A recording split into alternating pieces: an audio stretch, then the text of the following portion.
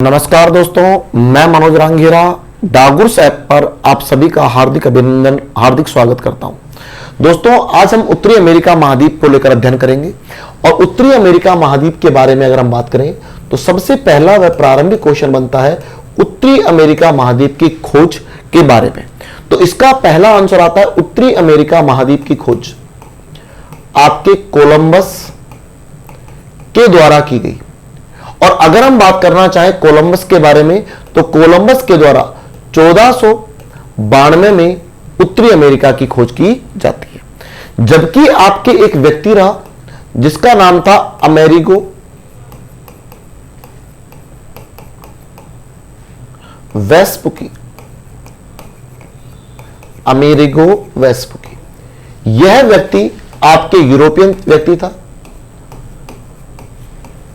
व्यक्ति था और इस यूरोपियन व्यक्ति अमेरिगो वेस्पुकी के नाम पर आपके अमेरिका का नामकरण किया जाता है।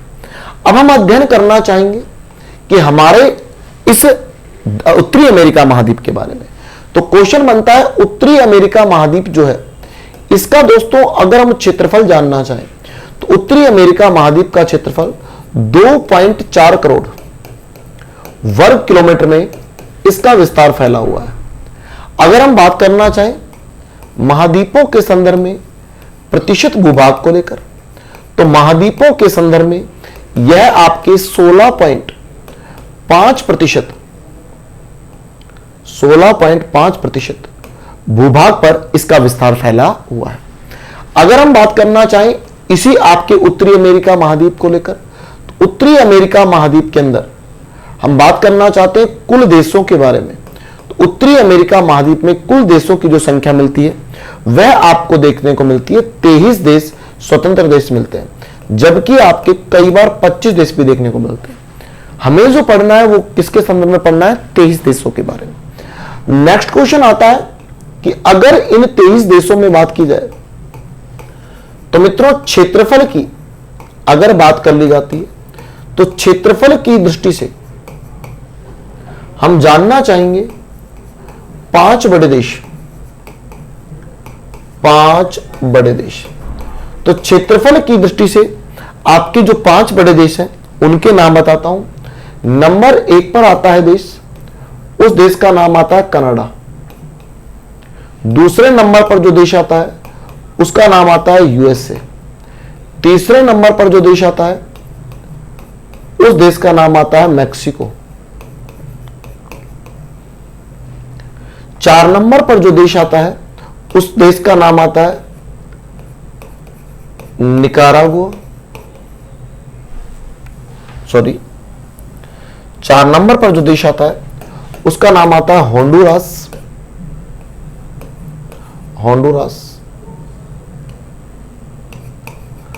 और आपके नंबर 5 पर जो देश आता है उस देश का नाम आता है निकारागुआ। तो ये तो हुए साहब 5 बड़े देश। अब एग्जाम का क्वेश्चन नेक्स्ट बनता है कि अगर हम बात करना चाहें इन्हीं के संदर्भ में तो क्वेश्चन बनता है कि क्षेत्रफल की दृष्टि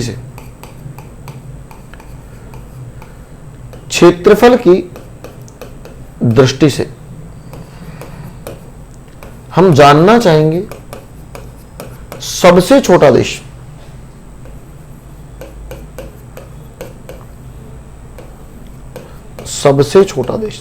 तो क्षेत्रफल की दृष्टि से जो सबसे छोटा देश देखने को मिलता है उसका नाम मिलता है आपको सेंट किट्स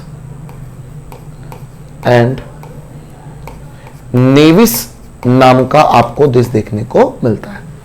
अगर हम बात करते हैं जनसंख्या को लेकर तो मित्रों जनसंख्या के संदर्भ में एक क्वेश्चन हमारा बनता है कि जनसंख्या का क्वेश्चन क्या बनता है कि जनसंख्या की दृष्टि से अगर हम बात करना चाहें सर्वाधिक जनसंख्या वाला देश कि उत्तरी अमेरिका महाद्वीप में सर्वाधिक जनसंख्या और दोस्तों न्यूनतम जनसंख्या की बात आती है तो सर्वाधिक जनसंख्या वाले देश की बात आ जाती है तो आपके देश का नाम आता है यूएसए।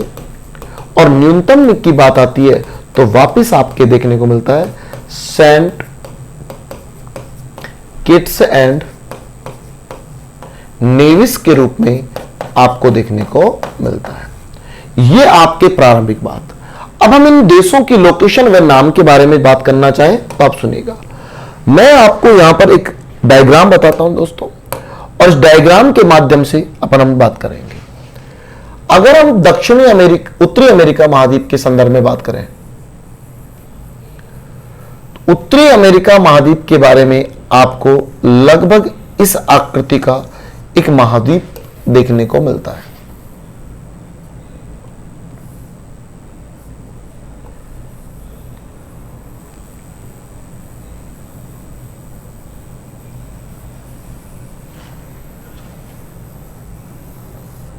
ये कुछ आपको इस प्रकार का एक महाद्वीप देखने को मिलता है।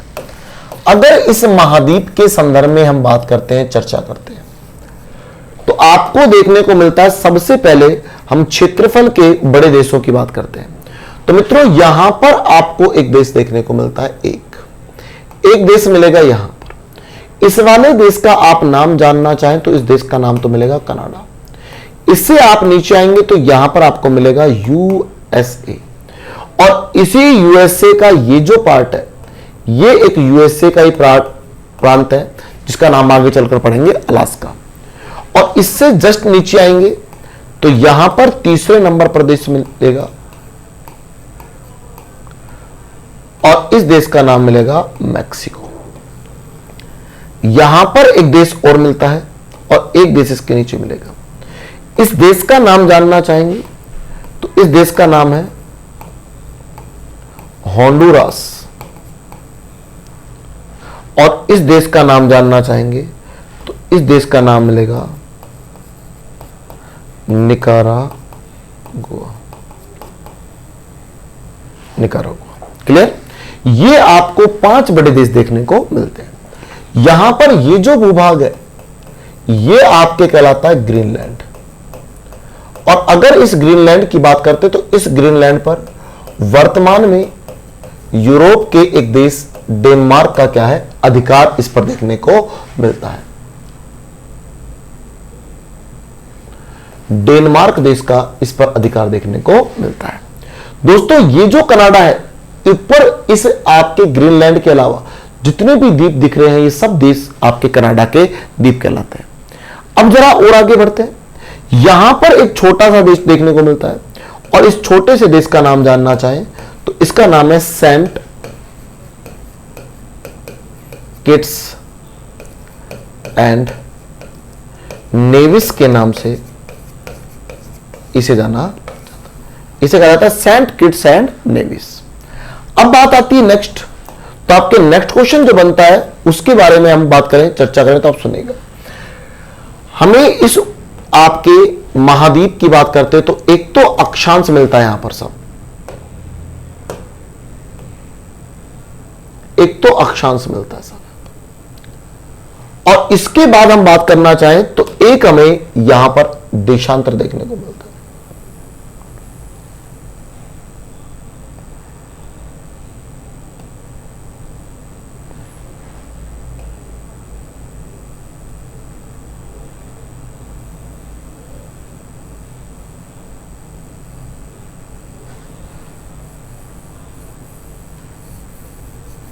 ये आपको देखने को मिलता है। क्लियर? अब सबसे पहले बात करते हैं इस अक्षांश की। इस अक्षांश का मान है 49 डिग्री उत्तरी अक्षांश के नाम से इसको जाना जाता है। और 49 डिग्री उत्तरी अक्षांश के बारे में जो क्वेश्चन आता है वो सुनिएगा। पहला क्वेश्चन आता है 49 डिग्री उत्तरी अक्षांश जो आपको देखने को मिल रहा है, यह कनाडा व यूएसए के मध्य प्राकृतिक सीमा के अंतरराष्ट्रीय सीमा बनाने का कार्य करता है। और ये 49 डिग्री विश्व की सबसे शांत अंतरराष्ट्रीय सीमा भी कहलाता है। अगर इसी के संदर्भ में बात करें तो आपको देखने को मिल रहा होगा इस कनाडा व इस यूएसए के बीच में ये अंतरराष्ट्रीय सीमा बन रही है। ये जो आपको ब्लू कलर में, येलो कलर में दिख रहा है, येलो कलर वाले देशांतर के बारे में आप बात करते हैं तो आप इसके बारे में सुनिएगा। इसका जो मान है वह आपको देखने को मिलता है 100 डिग्री पश्चिमी देशांतर के नाम से इसे जाना जाता है। और ये जो 100 डिग्री पश्चिमी देशांतर है, इसके इधर वाला जो भाग है यह आपके कौन सा भाग कहलाता है, यह आपके पूर्वी भाग कहलाता है। जबकि आपके परली तरफ की बात करते हैं तो यह आपके कैसा भाग कहलाता है? पश्चिमी भाग कहलाता है। यह आपके पश्चिमी भाग के नाम से जाना जाता है। क्लियर है दोस्तों? अब एग्जामिनर का क्वेश्चन आता है कि 100 डिग्री पश्चिमी देशांतर जो है यह उत्तरी अमेरिका महाद्वीप को दो भागों में विभाजित करता है और इस पूर्वी भाग में उत्तरी अमेरिका महाद्वीप की लगभग 85% आपकी जनसंख्या निवास करती है। जबकि हम बात करें इधर वाले इस पश्चिमी भाग की, तो पूर्वी भाग में तो 85% और शेष बचती है कितनी? 15%। यह 15% आपके आबादी पश्चिमी भाग में निवास करती है। इससे साथ और आगे चलते हैं तो हमको पढ़ने को मिलता है, इससे आगे चलते हैं तो आपके पढ़ने को मिलता है अमेरिका को 3 भागों में बांटा गया है अध्ययन की दृष्टि से। एक तो आपके आता है मुख्य अमेरिकी देश, मुख्य अमेरिकी देश, और दूसरे नंबर पर हम बात करते हैं तो आता है आपके मध्य अमेरिकी देश, अमेरिकी देश। तीसरे नंबर पर आता है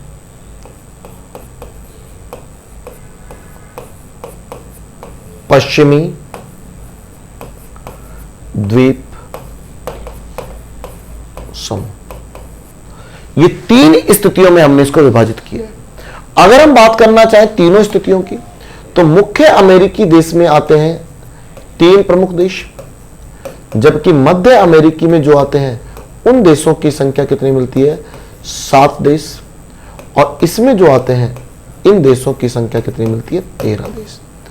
अब हम जानना चाहें कौन कौन से, तो आप देखिएगा, अगर आप देखेंगे ये जो आपके उत्तरी अमेरिका है इसमें नंबर 1 कनाडा, यूएसए, मैक्सिको, ये 3 बड़े जो देश दिख रहे हैं ये आपके मुख्य अमेरिकी देश कहलाते हैं। जबकि मित्रों हम बात करना चाहें दूसरे नंबर पर, तो दूसरे नंबर पर हमें पता चलता है कि इस मैक्सिको के नीचे से और यहां तक छोटे छोटे 7 देश मिलते हैं, यह मध्य अमेरिकी देश कहलाते हैं।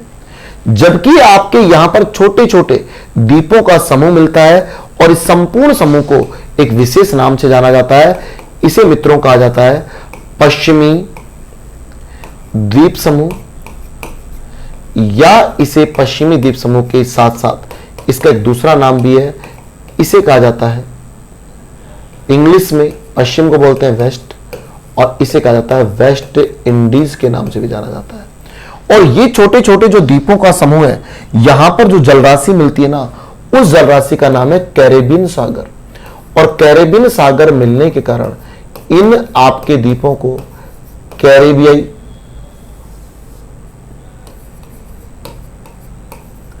कैरेबियाई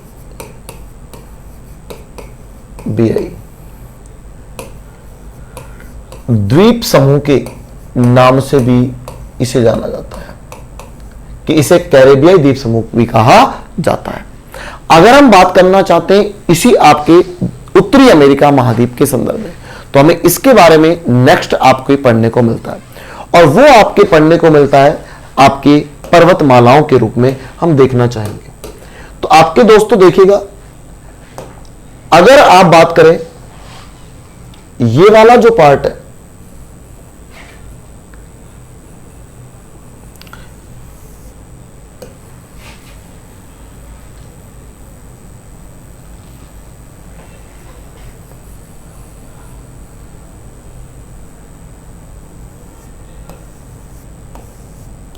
ये आपके उत्तरी अमेरिका महाद्वीप आपको देखने को मिलता है। ये अब इसमें हम बात करना चाहें कि अगर हम इसमें पर्वतमाला देखें तो दोस्तों 2 पर्वतमालाएं आपके एग्जाम को लेकर महत्वपूर्ण है। एक तो पर्वतमाला यहां पर पढ़ने को मिलती है, और दोस्तों एक पर्वतमाला यहां पर पढ़ने को मिलती है। अब देशों को भी अगर आप विभाजित करते हैं तो देशों की स्थिति आपको इस प्रकार देखने को मिलती है। ये आपको देश देखने को मिलते हैं। हम सबसे पहले इन पर्वतमालाओं का नाम जानना चाहेंगे। तो ये जो पर्वतमाला है, इस पर्वतमाला का नाम है मित्रों रॉकीज पर्वतमाला। इसे मित्रों रॉकीज पर्वतमाला के नाम से जाना जाता है। जबकि ये दूसरे नंबर पर जो है, इसका नाम है आपके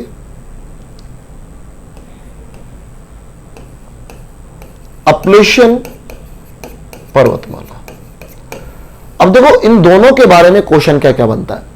रॉकीज के बारे में क्वेश्चन बनता है कि रॉकीज जो पर्वतमाला है यह आपके उत्तरी अमेरिका महाद्वीप के पश्चिमी भाग में स्थित है। दूसरा क्वेश्चन आता है ये जो रॉकीज पर्वतमाला है यह उत्तरी अमेरिका महाद्वीप की सबसे लंबी पर्वतमाला है। तीसरा क्वेश्चन आता है इस रॉकीज पर्वतमाला के यहां पर अगर आप पाएंगे तो यहां पर एक पवन चलती है। इस पवन के बारे में आप बात करना चाहेंगे तो इस पवन को एक विशेष नाम से जाना जाता है और इसे कहा जाता है चिनुक पवने। क्या कहा जाता है? चिनुक पवनों के नाम से इसे जाना जाता है। और चिनुक पवने जो होती है गर्म स्थानीय पवने होती है और यह इस पर्वत पर जमी हुई बर्फ को पिघलाने का कार्य करती है। इसलिए इन चिनुक पवनों की हम बात करते हैं तो चिनुक पवनों के बारे में आता है कि इन्हें एक और नाम से भी जाना जाता है और इन्हें कहा जाता है हिमभक्षणी, अर्थात आपके बर्फ को खाने वाली हिमभक्षणी के नाम से भी जाना जाता है। यह पर्वत श्रृंखला वैसे तो एक होती है लेकिन आगे चलकर विभिन्न छोटी छोटी श्रृंखलाओं में क्या हो जाती है? विभाजित, और आपके इस प्रकार देखने को मिलती है। यहां पर जब आप देखते हैं तो यहां पर एक श्रेणी और आपको मिलती है और इस श्रेणी को आपके अलास्का में स्थित होने के कारण इसको कह दिया जाता है अलास्का श्रेणी। और ये जो अलास्का श्रेणी है, इस अलास्का श्रेणी में हमारे लिए एक पर्वत चोटी देखने को मिलती है। और मित्रों इस पर्वत चोटी का हम नाम जानना चाहें तो इस पर्वत चोटी को कहा जाता है माउंट मैंकिले चोटी। माउंट मैंकिले चोटी। और ये जो माउंट मैंकिले है इसको लेकर एग्जाम के क्वेश्चन अब सुनिएगा। पहला वह प्रारंभिक क्वेश्चन बनता है कि माउंट मैंकिले जो है इसका संबंध कहां से है? अलास्का यूएसए से। किस श्रेणी की चोटी है? अलास्का श्रेणी की।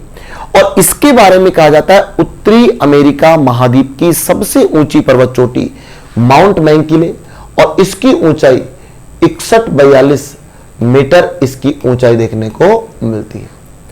दोस्तों ये जो माउंट मैंकिले है, इस माउंट मैंकिले के बारे में कहा जाता है कि वर्तमान में इसका जो नया नाम है वह आपके इसको माउंट डेनाली, इसे माउंट डेनाली के नाम से जाना जाता है। अब बात करते हैं दूसरी एपलेशियन पर्वतमाला को लेकर।